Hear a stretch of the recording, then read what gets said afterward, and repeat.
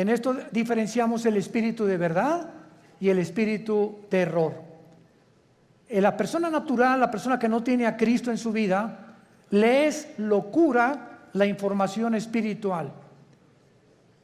En los 43 años, 40 años que tengo predicando la palabra, 43 de convertido, y en todos los, se podría decir, más de 100 debates que he tenido con escépticos, agnósticos, politólogos, ateos, etcétera, etcétera, siempre me he enfrentado, cuando atacan la Biblia, preguntarles si ya la leyeron.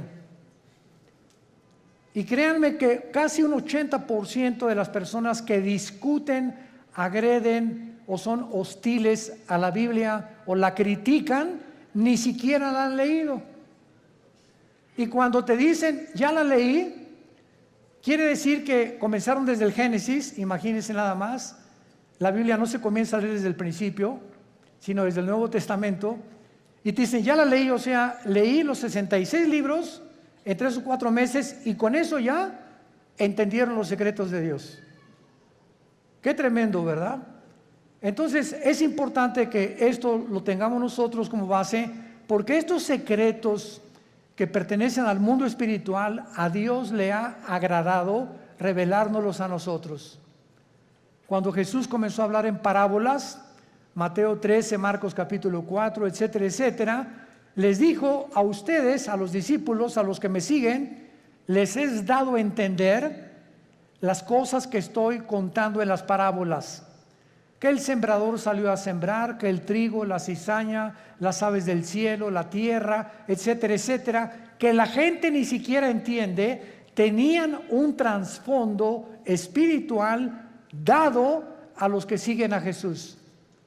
Entonces, si tú eres una persona, o los que nos escuchan, que quieres respuestas, por ejemplo, ¿por qué Dios permitió el mal en el universo? ¿Por qué, si Dios sabía que Adán y Eva iban a pecar, por qué los creó sabiendo como omnisciente que es Dios, etcétera, etcétera? No vas a tener respuestas hasta que comiences a seguir a Jesús, porque a Dios no le interesa enriquecer tu conocimiento intelectual, sino cambiar tu vida, transformar tu vida. Entonces les dijo a los discípulos, ustedes que ya me siguen, a ustedes les voy a dar a revelar y a que entiendan, les voy a abrir el entendimiento para que comprendan las cosas que la gente común y corriente, por muy inteligente que sea, no las puede entender. El libro del Apocalipsis, que es el 66º libro de la Biblia, es un libro lleno de símbolos. Y todos estos símbolos que aparecen en el Apocalipsis aparecen en el Antiguo Testamento. Casi la mitad de las citas del Apocalipsis vienen del Antiguo Testamento. Entonces, si yo quiero entender en el Apocalipsis qué significa Babilonia, o los 10 cuernos, o las 7 cabezas, o quién es la bestia, necesito tener un conocimiento anticipado del libro de Daniel, del libro del Génesis y del libro de Ezequiel, principalmente para yo poder interpretar o enseñar el Apocalipsis.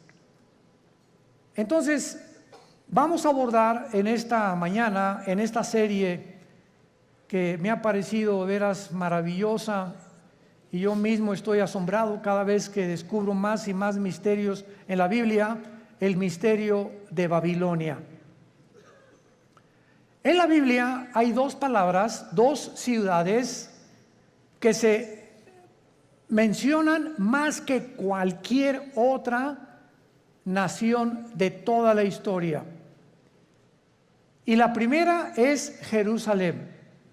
Es la que más se menciona desde el Génesis hasta el Apocalipsis. Y la segunda es Babilonia. Cuando la Biblia termina en el Apocalipsis mencionando a Babilonia, a una ramera que vamos a ver ahorita, por eso se le llama un misterio, porque es la madre de las rameras y de las abominaciones de la tierra. Tenemos que entender que en el Antiguo Testamento fue en la tierra de Babilonia donde comenzó la brujería, la astrología, el ocultismo, las ciencias ocultas y todo aquello que pertenece a la dimensión satánica tuvo su origen en Babilonia. Ahora bien, la palabra Babilonia y Babel son intercambiables, pero encontramos nosotros en Génesis capítulo 10 que la primera ciudad que Nimrod se le menciona en Génesis 10 del 8 al 10 como un cazador delante de Jehová. Pero esa palabra delante de Jehová significa en contra de Dios en el original hebreo. Y él fue el primer hombre que levantó Babilonia, que después acabaron levantando una torre, Génesis 11, la torre de Babel, donde Dios tuvo que confundir las lenguas, porque si ellos continuaban con ese sueño, con ese anhelo de llegar al cielo y de tener comunicación con los astros, etcétera, etcétera, ellos iban a acabar completamente destruidos por Dios. Entonces, la gran variedad de lenguajes que hay en el mundo es una manifestación de la misericordia de Dios, porque de otra manera nos acabaríamos todos, pero en 3 días. Entonces, gracias a que unos hablan francés, otros español, otros italiano, etcétera, etcétera, el mundo ha durado casi 6,000 años. Muy bien, ahora Babilonia, aparte en el Antiguo Testamento, aparece con otros nombres geográficamente. Uno de ellos es la tierra de los caldeos. La tierra de los caldeos. Y esta palabra, la tierra de los caldeos, esta frase significa la gente que vivía en Caldea, y Caldea era Babilonia. Entonces, cuando tú oyes la tierra de los caldeos, es la zona geográfica donde la humanidad se comenzó a levantar en contra de Dios. Y actualmente, geográficamente, se encuentra en la nación de Irak. Ahí lo que es ahorita Irak y Siria, porque en el Antiguo Testamento Irak y Siria era la tierra de la Mesopotamia y no había una división, estas dos naciones no están divididas todavía, y toda esa área geográfica es precisamente donde comenzó la humanidad, de acuerdo a la Biblia, porque por ahí corre el río Tigris, que nace en en Turquía, son como 3,000 kilómetros y desemboca en el Golfo Pérsico, donde ahorita hay una gran tensión, por cierto, entre Irán, Inglaterra y Estados Unidos, porque Irán continúa apoderándose de los barcos petroleros ingleses, porque está provocando Irán. No sé si leen los periódicos, anoche otro escándalo, que no han soltado el barco que capturaron los iraníes en el Golfo Pérsico, el estrecho de Hormuz, que es exactamente junto a Irán, porque ellos quieren una guerra contra Estados Unidos por el grupo Hezbollah terrorista, para que si Estados Unidos actúa a través de la naval y a través de la guerra y viene un enfrentamiento, entonces entraría a la guerra Israel, y bíblicamente los judíos destruirían Elam. Apúntalo, de Enrique, L-A-M. Elam es una franja que está dentro de Irán, junto al Golfo Pérsico, pero es la parte más pegada al Golfo Pérsico, al estrecho de Hormuz. Y ahí en Elam, que pertenece a Irán, es donde se encuentran los reactores nucleares más poderosos de Irán. Ahí están las centrifugadoras del uranio 235, que es el elemento químico para producir la bomba atómica o las bombas nucleares. Entonces, de acuerdo a la Biblia, en el libro de Jeremías y en el libro de Ezequiel, se profetizó hace 2500 años que Elam iba a ser destruido, no Irán, porque Irán va a sobrevivir a la guerra de Ezequiel 38 cuando se una con Rusia y Turquía para destruir Israel, cosa que no lo van a lograr. Entonces, Babilonia significa confusión. Confusión. Otras traducciones la han puesto porque en la Torre de Babel querían ellos tener una puerta para con Dios. Querían que era una puerta al cielo que los iba a comunicar con los dioses. Pero la palabra Babel es básicamente la palabra confusión. Entonces vemos que nosotros, que desde el principio de la humanidad hasta el final de la humanidad, los seres humanos vivirán confundidos sin Dios. Esto es lo interesante de por qué aparece otra vez la palabra confusión al terminar el Apocalipsis, relacionado con las religiones. Porque aquí vamos a encontrar a una mujer, y las mujeres en la Biblia siempre han representado dos cosas espiritualmente nada más. Encontramos, ¿verdad?, a las mujeres que representan la iglesia, porque a la iglesia se le compara con una mujer, y la otra Jezabel, o la gran ramera, que representa las religiones o la falsificación del camino a Dios, que es lo que querían hacer con la Torre de Babel. Y antes de entrar al capítulo 17 de Apocalipsis, quiero que vean otra cosa en el capítulo 9 de Apocalipsis. Rápidamente regresen al capítulo 9 y vean ustedes algo tremendo. Vemos nosotros en la sexta trompeta, Apocalipsis 9, versículo 13 en adelante, de qué manera se describe en la sexta trompeta uno de los ríos que atraviesan Babilonia. El sexto ángel tocó la trompeta y oí una voz de entre los cuatro cuernos del altar de oro que estaba delante de Dios, diciendo al sexto ángel que tenía la trompeta: desata los cuatro ángeles que están atados junto al gran río Bravo. ¿Eso dice? No, ¿verdad? Junto al Nilo. Tampoco. Qué interesante que hay cuatro principados satánicos ahorita atados junto al río Éufrates, que es el río que atraviesa Irak y Siria y que desemboca en el Golfo Pérsico, donde hay una gran posibilidad que estalle una próxima guerra. En otras palabras, de acuerdo a la Biblia, el área geográfica más endemoniada que hay, más satánica, más que el Teposteco y más que cualquier otro lugar donde hay brujería a la mexicana, es Irak e Irán. Ahí están cuatro principados atados, y dice la Biblia, y fueron desatados, versículo 15, los cuatro ángeles que estaban preparados para la hora, el día, el mes y el año, a fin de matar a la tercera parte de los ángeles. En otras palabras, el mundo que vivimos actualmente está bajo el control de ángeles. Pero no ángeles buenos, ángeles caídos.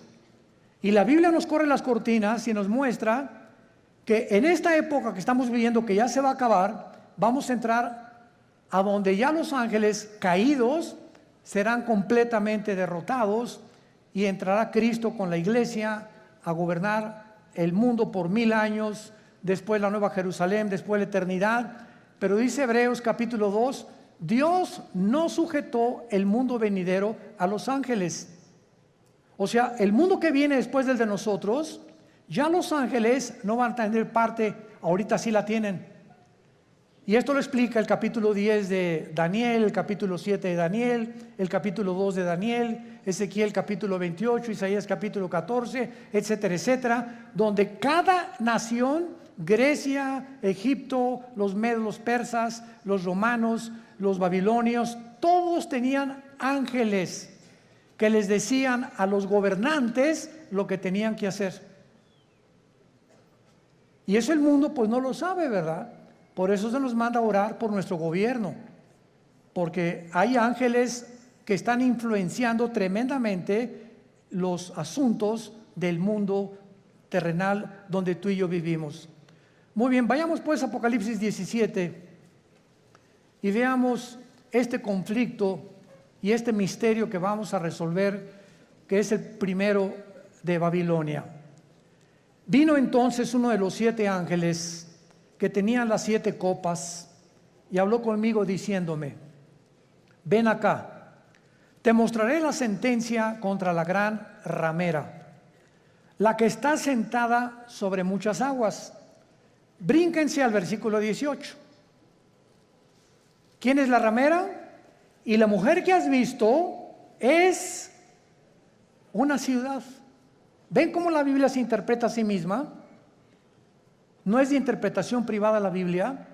La misma Biblia se interpreta a sí misma.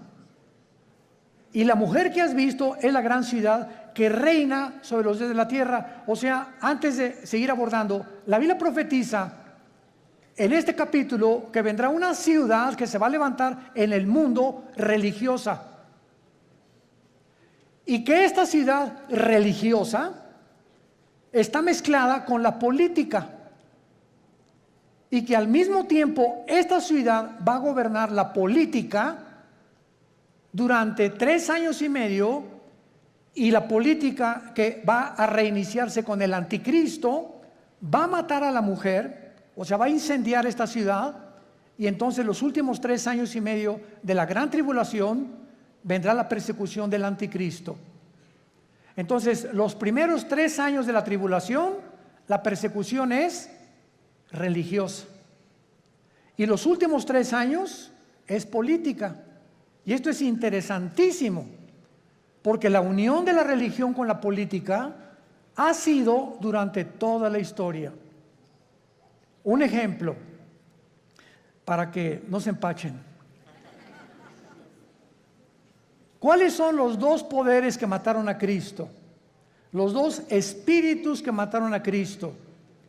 El espíritu religioso, no fue el espíritu comunista, ni socialista, ni el espíritu ateo, fue el espíritu religioso y el espíritu político. Cuando salió Pilato ante el pueblo, le gritaron los líderes religiosos: crucifícale. El poder religioso, representado por los fariseos, influyó en el poder político de Pilato. Él representaba como procurador, y Pilato se lavó las manos y dijo: es que yo no encuentro ningún mal en este hombre. Y entonces ellos comenzaron a gritarle: crucifícale, crucifícale y entréganos a Barrabás. Porque la costumbre era que cada Pascua se soltara a un preso político. Entonces vemos nosotros cómo el poder político cede a la presión del poder religioso, y entre los 2 se encargan de matar al Mesías del mundo. Y desde entonces, antes y por toda la historia, vemos todos los emperadores con brujos. Siempre los emperadores y los presidentes y los gobernadores siempre han tenido personas del mundo del ocultismo. Dichosos los que se han salvado y han tenido cristianos de consejeros, pero siempre han estado consultando a los brujos, a los astrólogos, a los ocultistas. Los invitan a sesiones espiritistas para que invoquen espíritus, pero la unión entre el mundo religioso del oculto, lo vamos a descubrir. El mundo religioso pertenece al ocultismo. Se van a sorprender de muchas cosas, y por eso es tan satánico, porque es el que controla el gobierno político. Y así ha sido durante toda la historia. Y cuando el anticristo, antes de que él pueda tomar el poder del mundo, va a necesitar, Apocalipsis 13, al falso profeta. ¿Quién es el falso profeta? Va a ser un líder religioso que va a unir a todas las religiones del mundo en una sola. Y cuando ya el anticristo vea que ellos le pavimentaron el camino para que su gobierno político pudiera emerger, entonces el anticristo quema a esta ciudad donde se van a concentrar las religiones del mundo y él se proclama, segunda de Tesalonicenses 2, 3 y 4, el único Dios, donde el mundo lo adora como adoraron a los césares romanos como dioses. Te mostraré la sentencia contra la gran ramera. O sea, aquí hay un juicio contra una ciudad. Es lo primero que acabamos de despejar esta incógnita. Esta ramera representa a una ciudad que está sentada sobre muchas aguas. Las muchas aguas en la Biblia son las naciones, como lo interpretó el versículo 18. Y dice así, versículo 2, con la cual han fornicado los reyes de la tierra y los moradores de la tierra se han embriagado con el vino de su fornicación. Este ángel viene para enseñarle a Juan un juicio, una sentencia que viene decretada del tribunal cósmico de Dios. Quiero que sepas que voy a juzgar a este sistema religioso. Y es muy importante que a esta ciudad se le da el nombre de ramera. Vamos a explicar esto. La palabra prostitución en la Biblia es una palabra que puede tener un uso apropiado cuando algo lo apropias de la manera correcta o un uso inapropiado. Cuando el sexo se vende o cuando alguien entrega su cuerpo a cambio de algo, se llama prostituirse.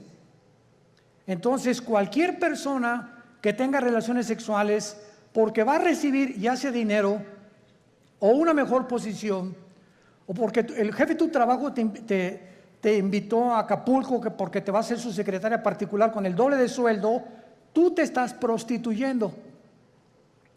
Pero no solamente en ese aspecto se puede usar la palabra prostituirse, también se puede usar en el ministerio cristiano. Cuando, por ejemplo, un pastor sabe que un miembro de su iglesia vive en adulterio y viene la esposa y nos dice, mi esposo vive en adulterio, pero resulta que don Pancho, el que vive en adulterio, el gordito rabo verde sinvergüenza, fue el que puso el techo de la iglesia y es el que más diezmos está dando. Entonces, si un pastor, por saber que don Pancho es el que más económicamente está ayudando a la iglesia, y ese pastor no disciplina a don Pancho, ese pastor es un prostituto. Ha prostituido su ministerio, se vendió. ¿Me van siguiendo? Siempre que tú cedes a tus convicciones por dinero o por un interés, te estás vendiendo. En la Biblia es la palabra fornicar. Por eso más adelante dice que esta ciudad ha fornicado, ha tenido relaciones ilícitas con los gobiernos. Y la iglesia no tiene que haber separación entre iglesia y el Estado.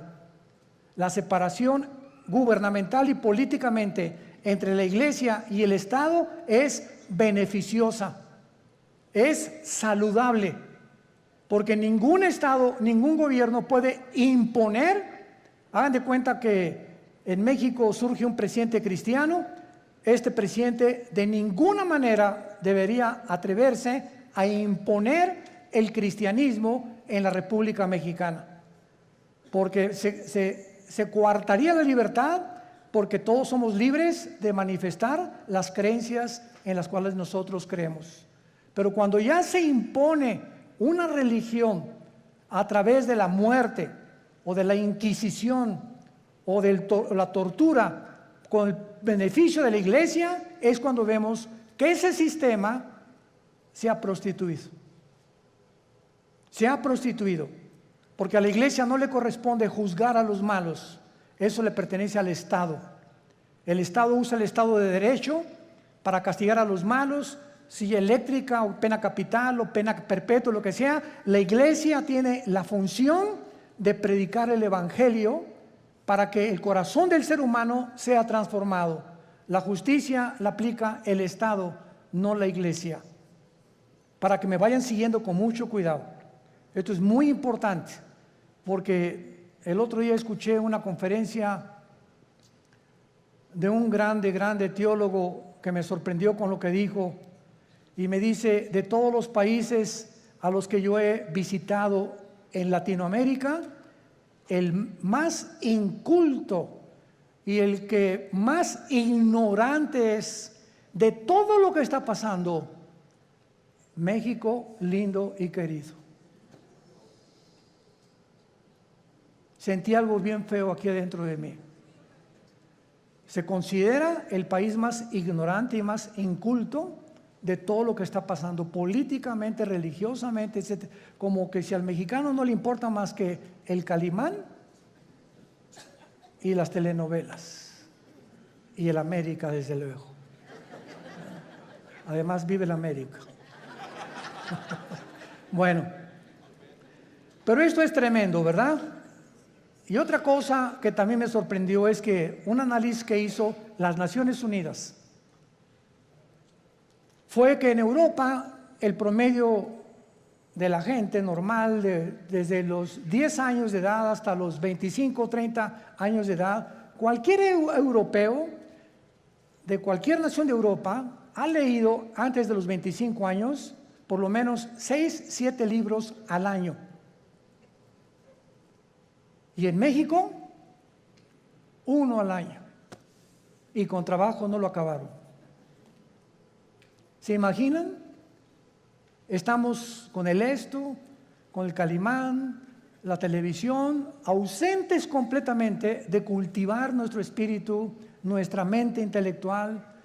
Me gradúo de abogado y jamás me vuelvo a meter a la jurisprudencia ni a los libros. Me gradúo de médico, no me actualizo con todos la tecnología impresionante en la medicina que hay actualmente. Por ejemplo, no sé cuántos de ustedes han notado que ya no uso lentes. Asústame. No es para que se asusten, ¿verdad? Pero es increíble. Tengo como 40 años usando lentes. Yo tenía hipermetropía, estigmatismo y no podía leer. Ahorita tengo una visión de 20/20, impresionante. ¿Saben lo que me hicieron? Resulta que ahí en Dallas, Texas, está uno de los médicos oftalmólogos que trajo el rayo láser. Pero a mí no me hicieron nada más el rayo láser, sino que me hicieron 2 implantes de la oftalmología, 2 implantes intraoculares. O sea, me metieron 2 ojos. O 2 lentes, no sé. Y cuando yo le pregunté al oftalmólogo después, duró 16 minutos la cirugía. Primero uno y como al mes me hicieron el otro. Y le dije, bueno, ¿cómo está esta explicación? Y me dice, mira, hay 5 tipos de lentes. El que te metimos a ti se llama ultralight.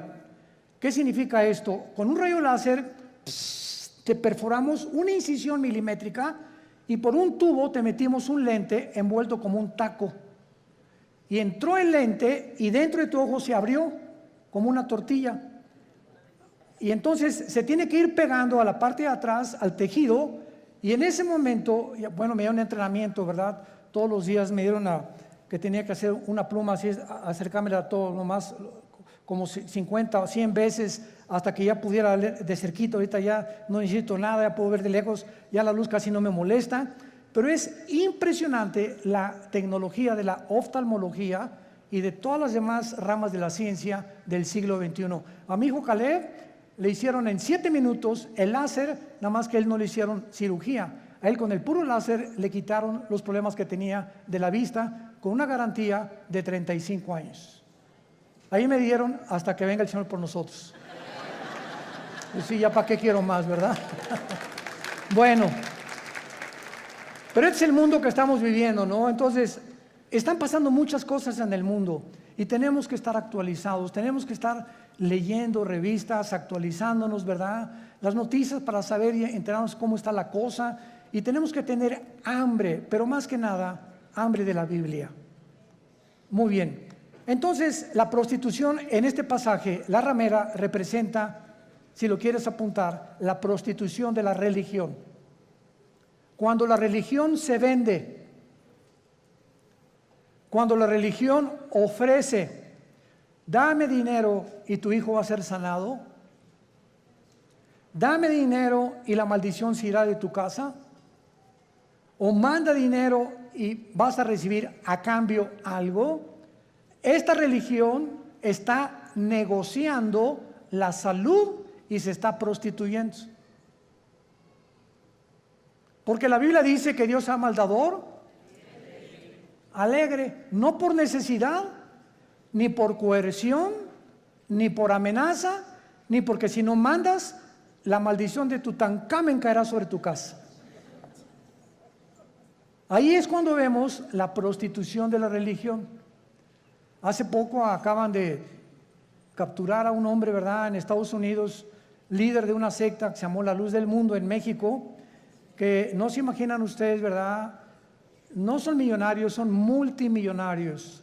Y lo más asombroso es que el 70% de las gentes que van a estos millones de personas que pertenecen y el dinero que tienen son gente humilde, son gente de pobres, o sea, de la clase indígena y de casi, como decía Cantinflas, desleídos y desilustrados. No son muchos profesionistas ni mucho menos. Y estas personas, ¿verdad?, tenían comandos armados. Cuando este hombre viajaba con guardaespaldas, con ametralladoras, etcétera, etcétera, y llegó a convencer a la gente de que él era Dios.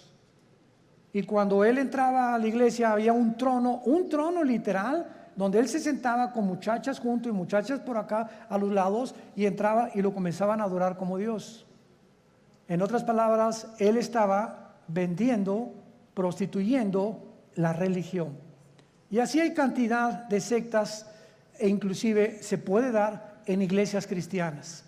Cuando los líderes, vuelvo a repetir, por causa del dinero o por conveniencia del dinero, se venden y sus convicciones las crucifican para poder obtener lo que ellos están ofreciendo mediante milagros.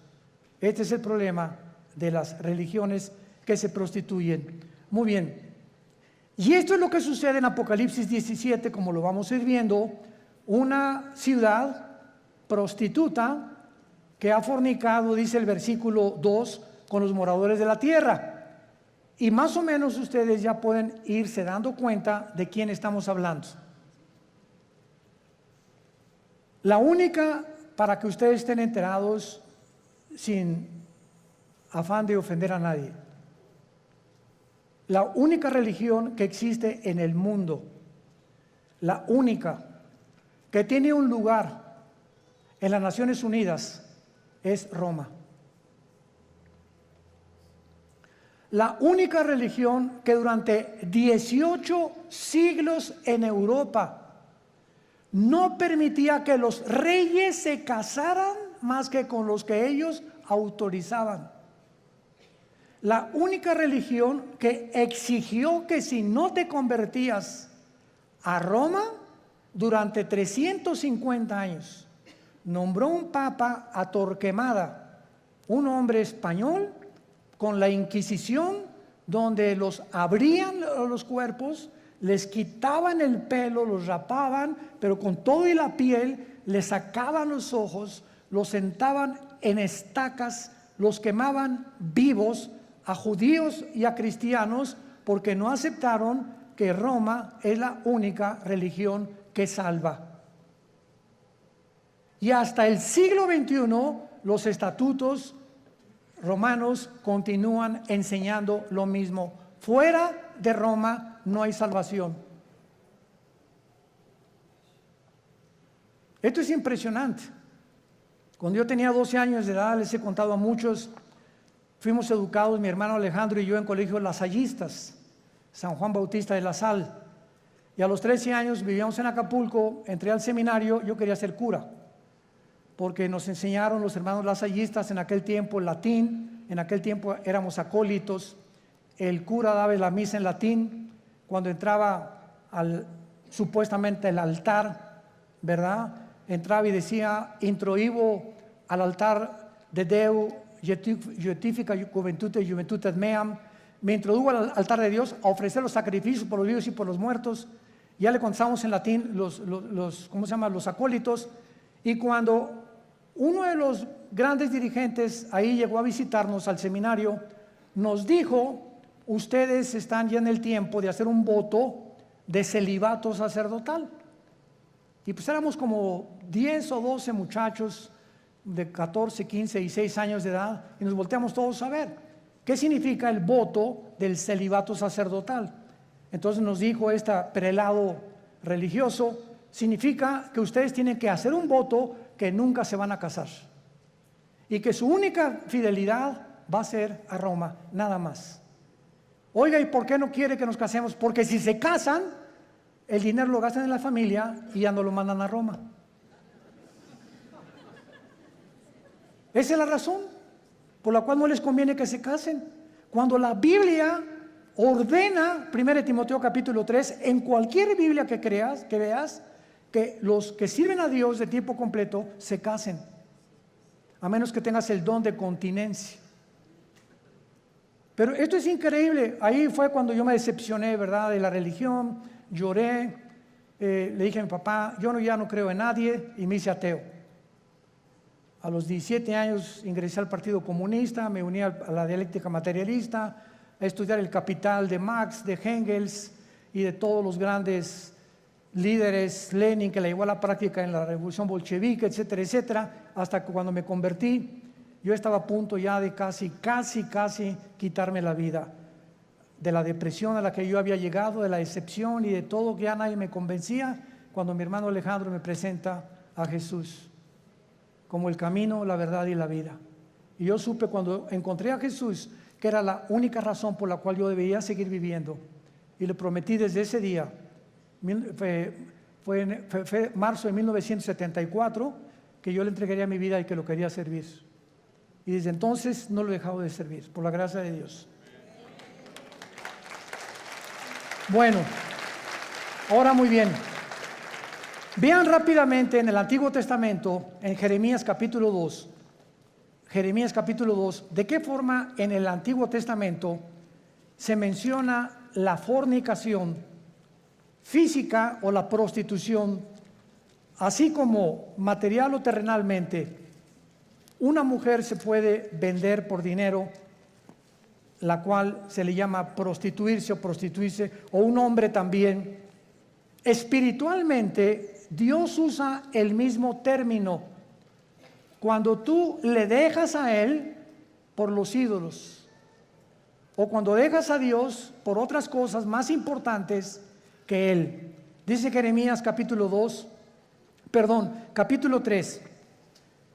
Dicen: si alguno dejare a su mujer, yéndose esta de él, y se juntare otro hombre, ¿volverá a ella más? ¿No será la tierra del todo amancillada? Tú pues, le está hablando Dios a Israel, has, ¿qué cosa? Fornicado con muchos amigos. Pero no se está refiriendo Dios a la fornicación física sexual. Veámoslo. Mas vuélvete a mí, dice Jehová, alza tus ojos a las alturas y ve en qué lugar no te hayas prostituido. Junto a los caminos te sentabas, para ellos como árabe en el desierto, y con tus fornicaciones y con tu maldad has contaminado la tierra. Por esta causa las aguas han sido detenidas y faltó la lluvia tardía, y has tenido frente de ramera y no quisiste tener vergüenza. Dios acusa a Israel de fornicar con los ídolos, que es lo mismo cuando un hombre se va con una mujer que no es su esposa, o cuando un muchacho tiene relaciones con su novia sin casarse, está fornicando. Ella se está entregando a él o por conveniencia, o él con ella. Se están prostituyendo los dos. Y cuando tú espiritualmente dejas a Dios y abrazas cualquier otra área de la vida por olvidarte la palabra de Dios, has prostituido tu llamado. Estás fornicando. En otras palabras, en la Biblia, la idolatría se le compara con la fornicación sexual. Ahora veamos y confirmémoslo en Santiago capítulo 4, en el Nuevo Testamento, y dice así el apóstol Santiago. Santiago capítulo 4, versículo 4. Santiago 4, versículo 4. Oh almas, ¿cómo se les llama? Adúlteras. Pero no porque se hayan ido con otra mujer. ¿No sabéis que la amistad del mundo es enemistad contra Dios? Cualquiera que se quiera ser amigo del mundo se constituye enemigo de Dios. ¿O pensáis que la Escritura dice en vano, el Espíritu que Él ha hecho morar en nosotros nos anhela celosamente? Vemos ya que también en el Nuevo Testamento la fornicación puede ser espiritual o puede ser de carácter sexual. Vayamos otra vez a Apocalipsis, nuestro pasaje, y ya vamos despejando muchas incógnitas que estaban ocultas ante nuestros ojos, por lo cual Dios le llama a esta ciudad, versículo 2, has fornicado con los reyes de la tierra. Roma tuvo relaciones ilícitas con los políticos. Cuando Constantino en el año 325 después de Cristo, apúntalo, fue el último emperador romano,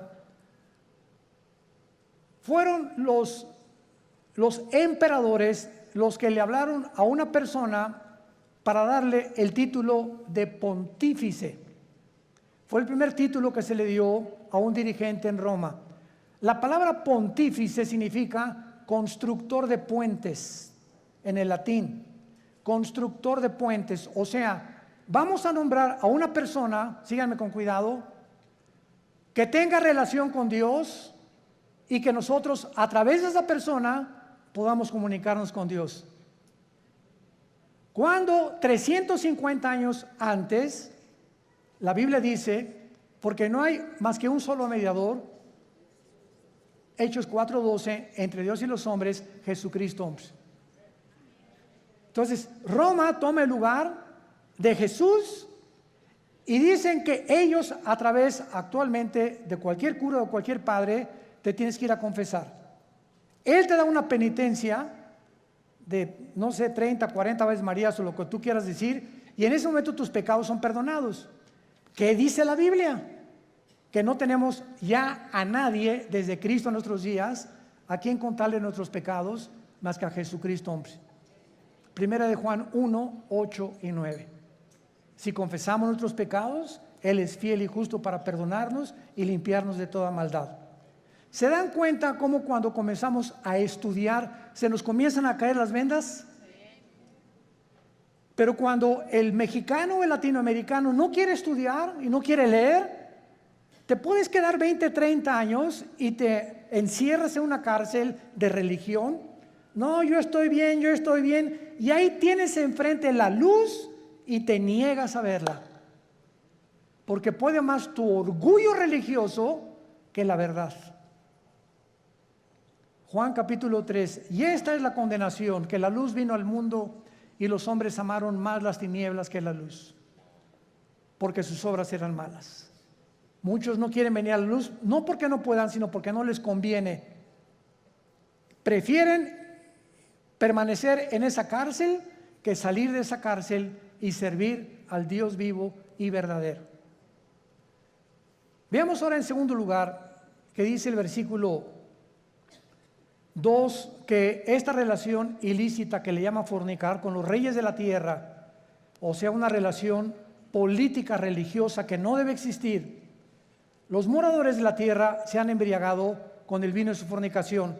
La palabra embriagarse, ustedes saben, es emborracharse, pero no con tequila herradura, ni con mezcal, sino aquí también se usa en el sentido que la religión embriaga a las personas, las emborracha, les nubla el entendimiento y los convierte en ovejitas con un pastor ciego. Entonces, cuando tú estás en algún movimiento religioso y abundan en el mundo entero y no entiendes, ni lees, ni conoces, sigues como borrego, simplemente porque pues ahí va tu familia, o porque ahí van tus amigos, o porque te cautivó esa persona que se dicen dioses, etcétera, etcétera, estás como borracha. Caes en una trampa tremenda. ¿Se acuerdan de Jim Jones? 1978, que se llevó a 1,000 personas a la Guyana junto a Venezuela. ¿Se acuerdan de David Koresh, que en Waco, Texas, dijo que él era el ángel del Apocalipsis?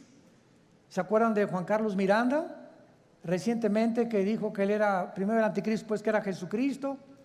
Y así este señor de la luz del mundo, que dijo que él era también el único que debían de adorarlo, y cuando llevaba en su haber 7 o 4 niñas violadas.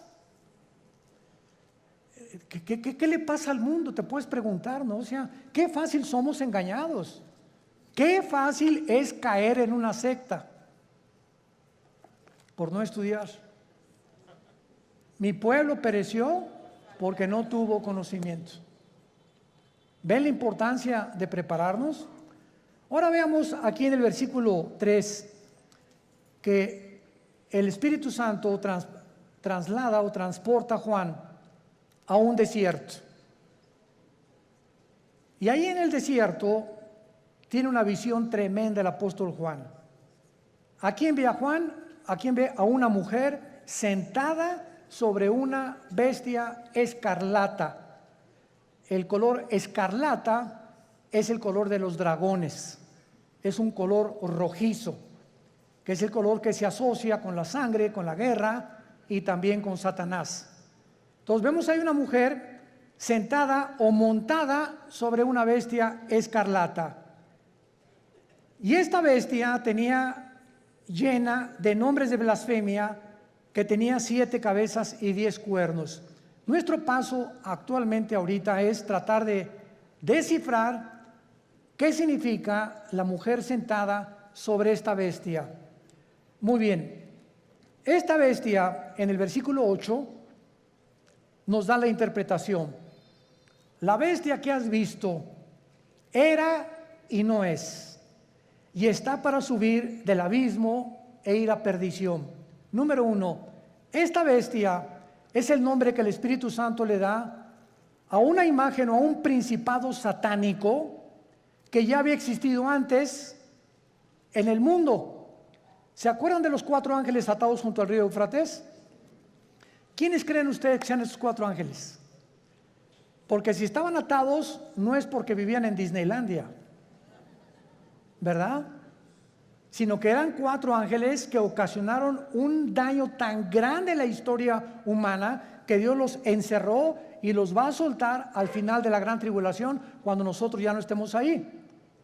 Pero en el capítulo 10 de Daniel se nos revela que cuando Dios envió un ángel a la tierra para comunicarle a Daniel el futuro de Israel con la profecía de las 70 semanas, otro principado satánico se atravesó y lo interrumpió durante casi 3 semanas, que mientras había una guerra en la dimensión espiritual, Daniel se encontraba en la tierra orando.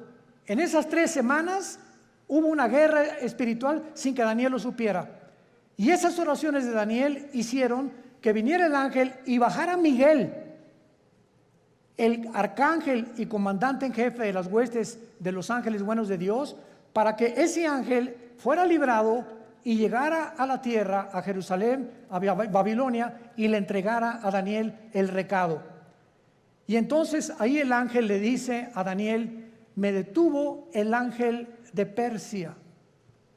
En otras palabras, el principado que estaba gobernando el imperio pérsico, que es el imperio de Irán, porque en 1935 se le cambió de Persia a Irán, era un principado satánico.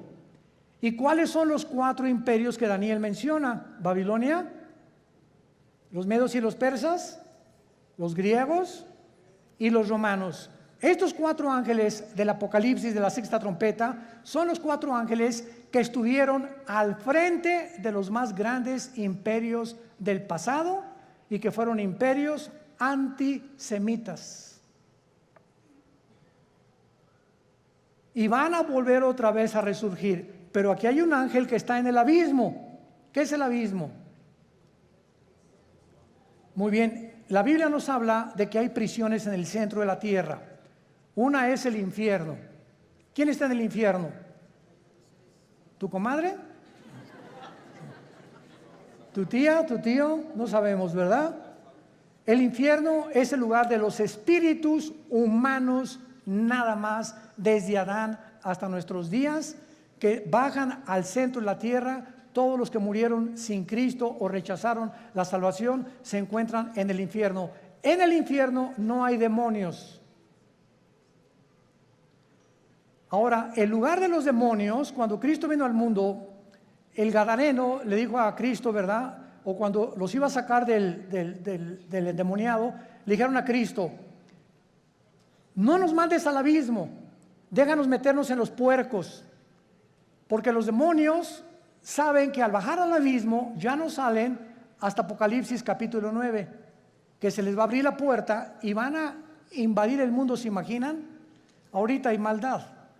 Ahora imagínense con todos los demonios sueltos. Entonces en el abismo están los demonios, en el infierno los seres humanos, en el Abadón o en el Tartarus están los ángeles caídos que Dios ha guardado por ahí y que también serán soltados después. Y hay otros ángeles que están guardados y que ya nunca jamás, por toda la eternidad, van a ser soltados.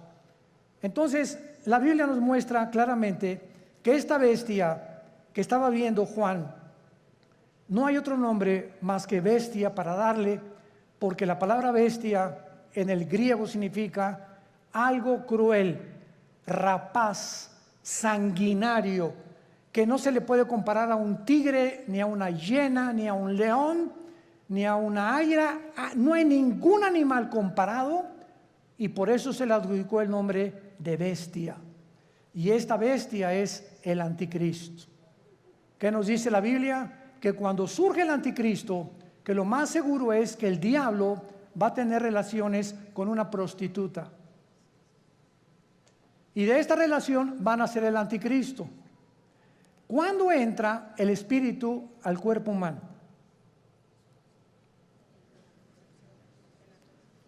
Cuando mi papá se juntó con mi mamá, el cromosoma Y de mi papá se juntó con el óvulo de mi mamá, doble X, se formó una célula de 46 cromosomas que le llaman el cigoto o el cigote, ¿verdad? Y después ahí es el feto y ahí se va formando ¿cómo se llama? La criatura. La pregunta es la siguiente: ¿cuándo entra el alma humana o el espíritu al cuerpo humano?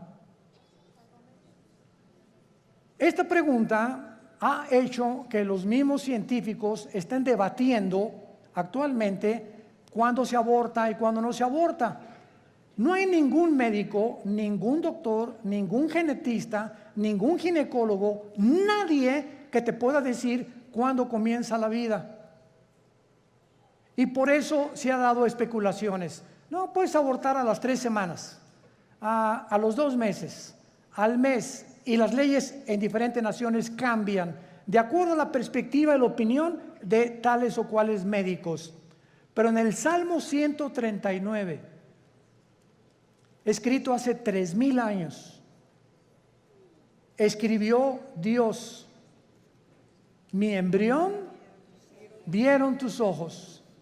Es en el momento de la fertilización, señores médicos que nos acompañan, es en el momento de la fertilización cuando el cromosoma de mi papá fertilizó el óvulo de mi mamá. En ese momento Dios nos considera seres humanos completos, con toda la información genética, aunque no se haya desarrollado el corazón ni el hígado ni mucho menos, pero en ese momento ya estamos potencialmente completos como seres humanos.